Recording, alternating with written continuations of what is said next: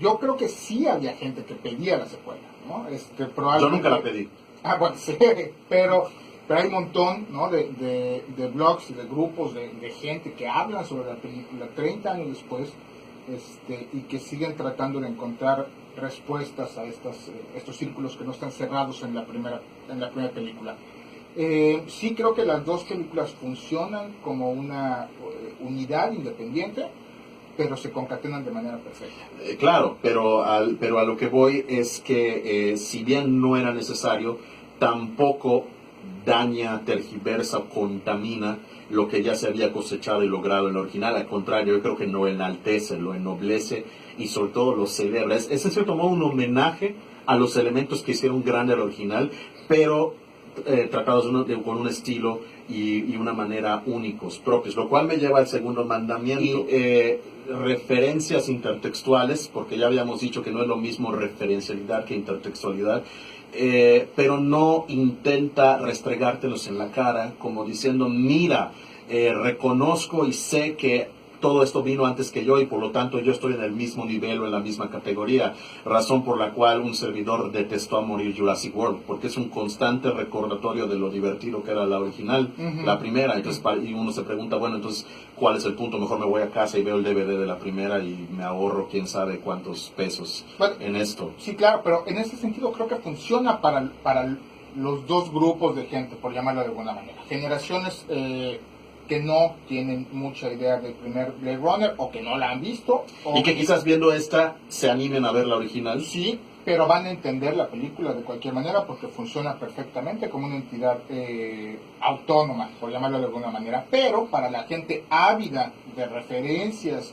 y de respuestas específicas en la primera película, también van a salir tremendamente satisfechos. O sea, explora el terreno para los dos lados y sale bastante bien librada para esos dos fines al menos. Tampoco lo que podemos ver de los avances tecnológicos estéticamente en la ciudad no son demasiados, ¿no? De hecho, lo que se ve un poco más es una sobrepoblación tremendamente desbordada, pero respeta mucho esa misma estética de la primera.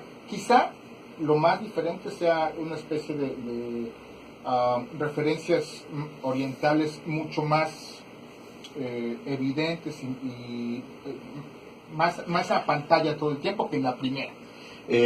Nuestro compañero Ricardo Tato mencionaba y hacía mucho énfasis también de que hay muchísima más simbología de carácter religioso, de carácter bíblico, no solamente en los diálogos de los personajes, sino también en ciertos elementos gráficos, iconográficos, que no les vamos a decir cuáles son, porque para eso mejor vayan a verla, ¿no?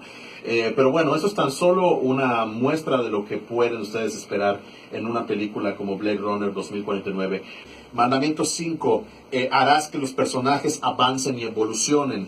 A pesar de que Harrison Ford tiene muy poca participación en esta película, yo diría que de alguna manera no es el mismo Deckard, el mismo Blade Runner que vimos en la primera. No, en lo absoluto, en lo absoluto. A pesar de que no hay una explicación amplia por parte del personaje para discernir mejor sus dimensiones cinematográficamente, sí te deja ver que hay un avance en su personalidad y en el tipo de vida. En su edad, en su envejecimiento. Sí, claro. Y digo, y es obvio, porque pues Harrison Ford no es el mismo Harrison Ford de 1982.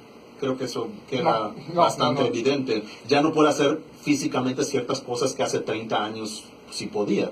Sí, claro. Me gustó el personaje de Jared Leto, mas no puedo decir exactamente lo mismo de su interpretación.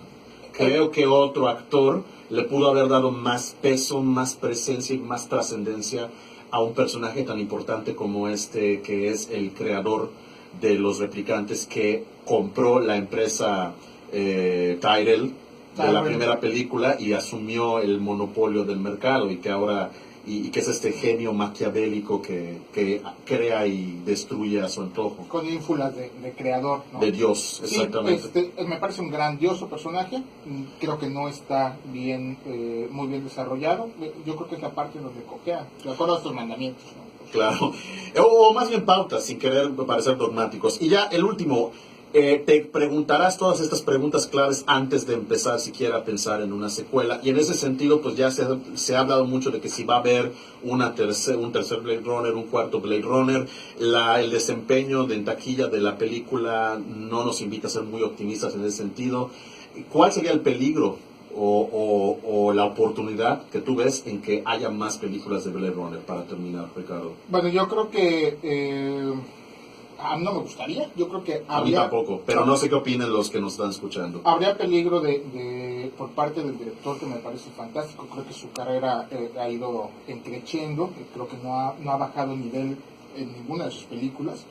Y creo que en la historia del cine, el involucramiento de directores o autores con un cierto sello, no sé, como que no salen bien librados, ¿no? Me preocuparía un poco eso, y me preocupa también argumentalmente si hay algo más que decir.